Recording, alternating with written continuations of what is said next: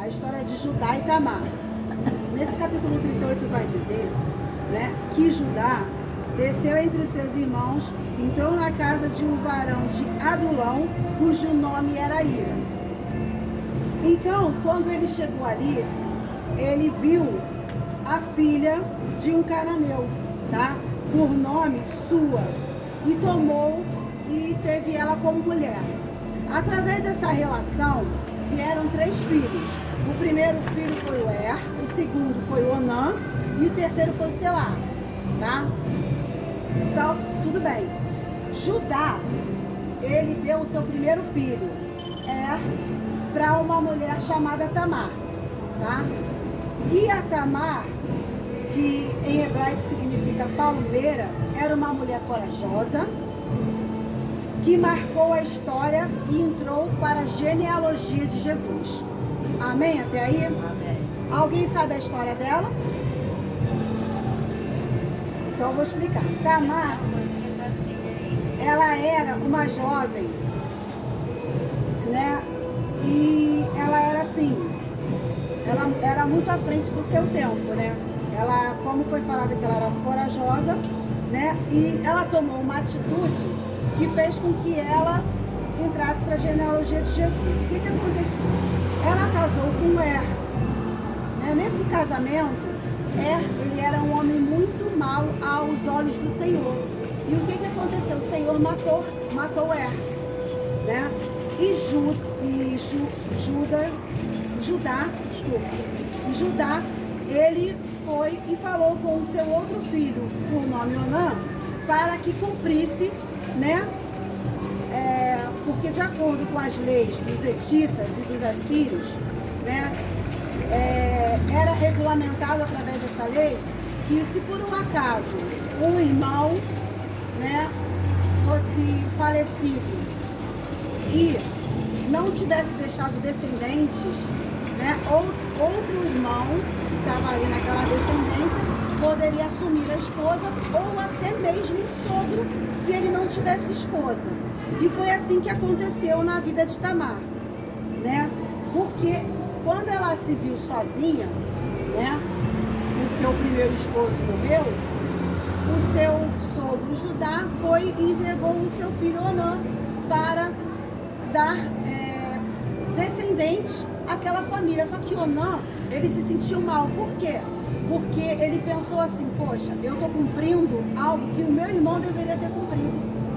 Então, toda vez que ele tinha relação com a Tamar, ele fazia o quê? O que é conhecido como coito interrompido, né?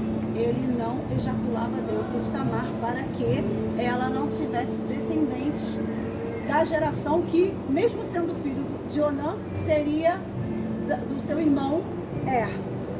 Conseguiram entender? A gente fica nervosa, né? Então, o que aconteceu ali?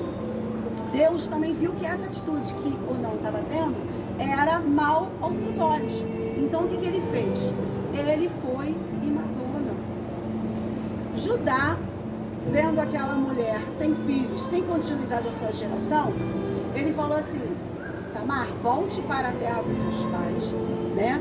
Fique lá um período, cumpra a sua viuvez e a gente vai esperar Selá crescer, que era o irmão mais novo, e no determinado período que ele tiver atingido a idade considerável, eu vou estar entregando ele para você. E aí a gente, enfim, está fazendo, né, ele cumprir com a legislação atual, daquele momento atual. Enfim, passou-se o tempo e Judá não cumpriu com o prometido. E Tamar ficou sabendo que por conta das suas ovelhas, né, as ovelhas de seu sogro, ele passaria pela cidade dela. E o que ela fez? Ela pegou, trocou as suas vestes de viuvez, né?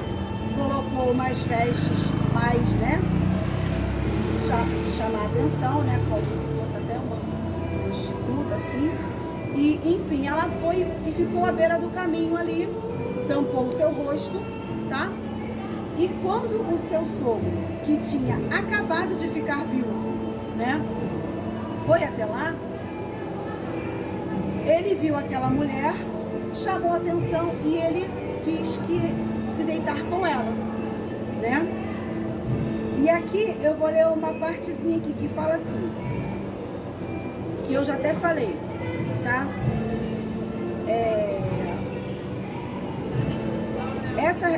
Essa responsabilidade, né, que era a responsabilidade das leis dos hetitas e assírios, estava regulamentada da seguinte maneira: era a obrigação do leviato, onde não só transferia a responsabilidade, como eu falei, para o irmão do morto, mas também o casamento do sogro com a nora era permitido, né?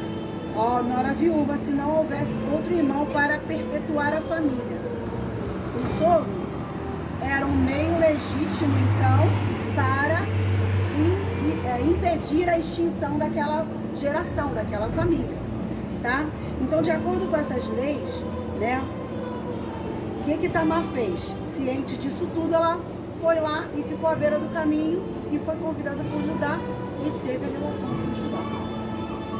Só que o que ele falou para ela, que como ele iria pagar? Porque ele viu ela como uma prostituta, para você ver, ele nem lembrou-se do rosto da nora. Nem lembrou-se do rosto, não. Nem lembrou-se da nora. Por quê? Porque estava com o rosto coberto. E, enfim, ele falou que voltaria lá e daria um cabrito para ela em pagamento daquele momento. Só que ela falou, tá legal, mas então você deixa comigo, né, algumas coisas que são de comum curso seu, que eram 3 coisas que está aqui escrito, quer ver?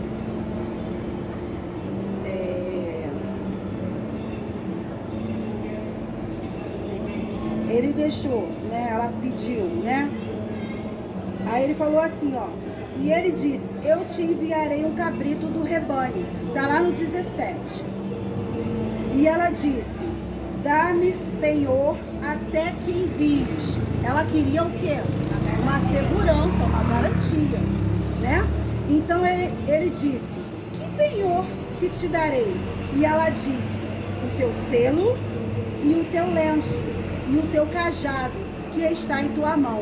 O que ele lhe deu entrou a ela e ela concebeu dele. Ou seja, depois de um tempo ela teve o filho de Judá,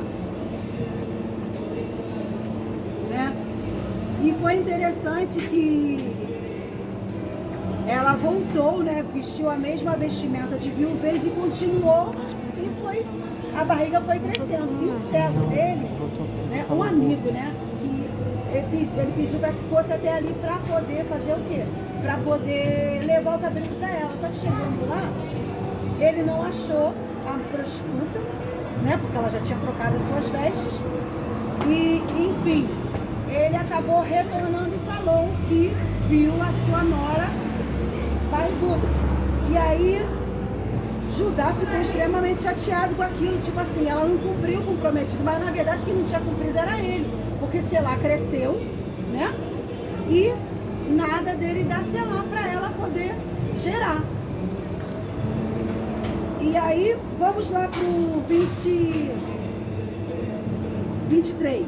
Então disse Judá, tome ela, para que porventura não venhas a cair em desprezo. E eis que tem enviado esse cabrito, mas tu não o achaste. Foi isso que aconteceu. E aconteceu que quase 3 meses depois deram aviso a Judá, dizendo, Tamar, tua nora, adulterou, e eis que esta beijada em adultério. Então disse Judá, tira-a fora para que seja queimada. Olha só, eles queriam queimar ela. E tirando-a fora, ela mandou dizer a seu sogro, do varão que não...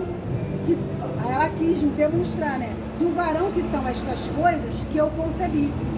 E ela disse, conhece, peço-te, de quem é este selo, este lenço e este cajado? E aí a gente entra no versículo que a Jussara leu, que fala assim, e aconteceu os que Judá, e disse, mais justa é ela do que eu, porquanto não a tenho dado a selar meu filho, e nunca mais a conheceu.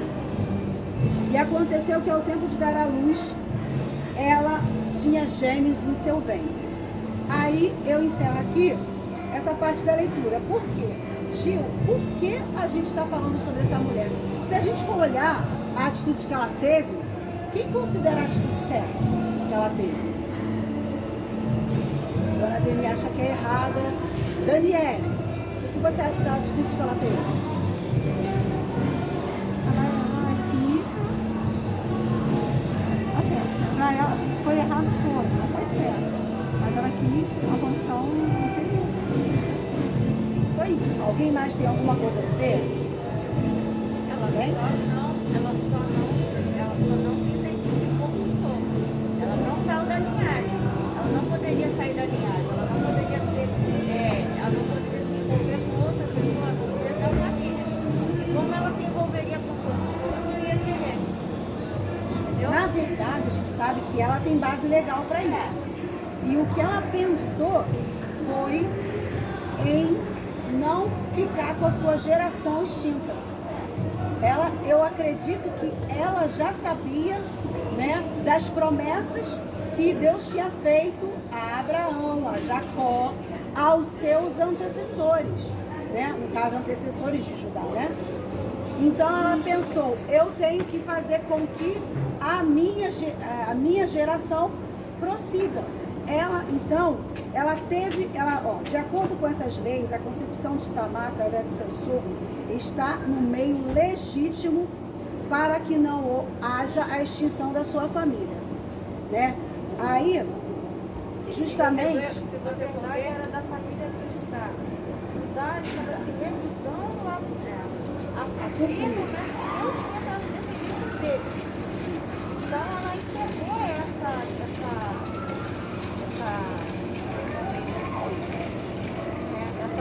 acho que foi uma estratégia, né? Ela aproveitou. Para que a promessa de Deus se cumprisse. Entendeu? E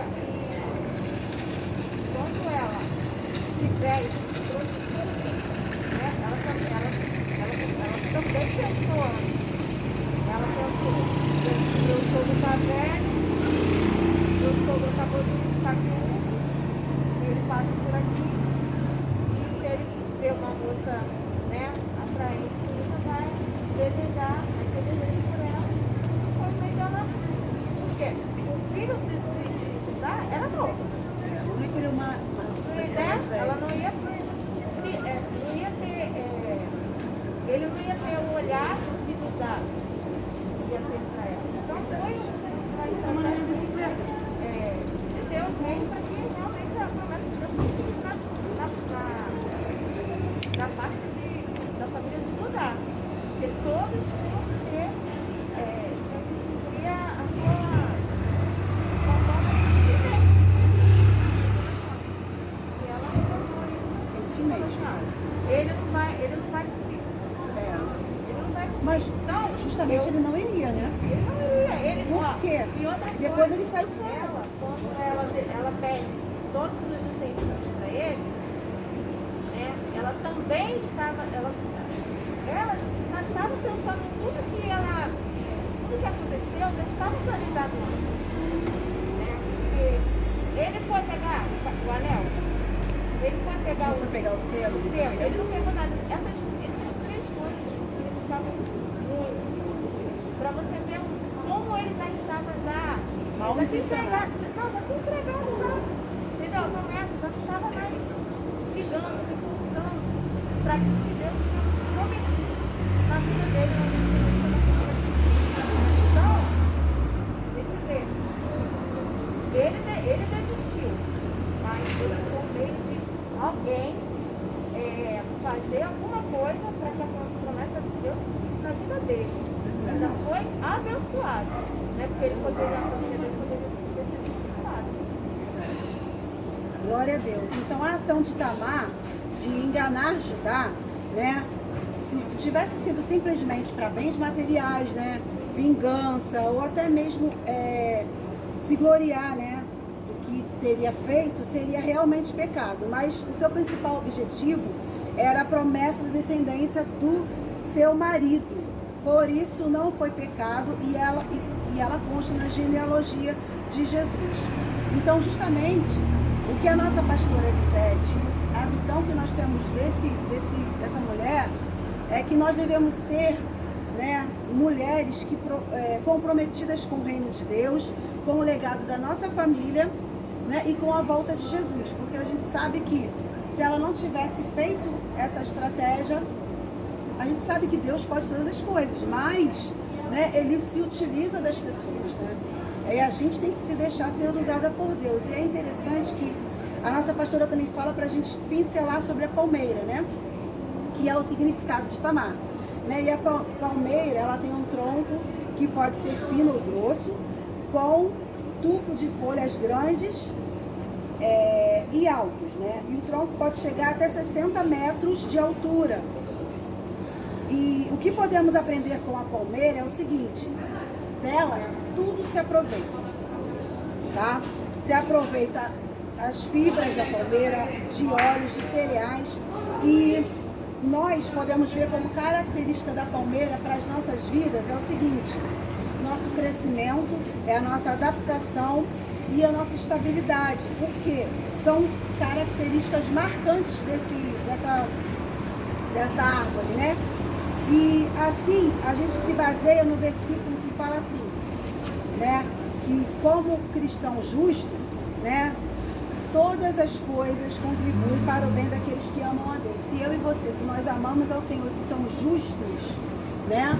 Ele vai nos dar crescimento e Ele vai nos conceder ter todas essas qualidades que a palmeira tem, né? E outra coisa também que se fala sobre a palmeira, só para a gente concluir, é que ela, quando ela chega à maturidade, né, a chegar adulta, né, mais ou menos 80% das suas raízes, elas são entranhadas na terra, né? Por isso que fala que o crente é como a palmeira, que às vezes ele vai para lá, para cá, ele passa uma luta, passa outra luta, ele até balança, mas ele não quebra. E é assim que nós devemos ser. E é interessante a gente pensar da seguinte maneira: mas por que isso, Gil? Porque nós, como cristãos, nós temos que estar justamente avalizadas na palavra. Vai vir uma luta, vai vir outra luta, vai vir uma tempestade, vai vir uma guerra, né? Vai vir o corona, vai vir... Mas a gente vai estar ali firme em Deus, confiando naquele que pode todas as coisas, de coisa até que a gente nem pode, mas Deus pode. Amém. Coisas que a gente acha que para nós, né, é impossível. Como diz na palavra do Senhor, para Deus nada é impossível. Então eu queria motivar você nessa noite, tá? A estar lendo com mais profundidade este mês, né? Gênesis 38, né? Para poder você entender melhor, né, o que essa mulher tem a te acrescentar. Eu creio que nós já falamos hoje, né? Já foi de grande valia, mas é bom a gente degustar e estar aprendendo com o Senhor, né, sobre a sua palavra. Amém? Amém. Vamos dar uma glória a Deus? Glória a Deus. Salva de palmas para o Senhor.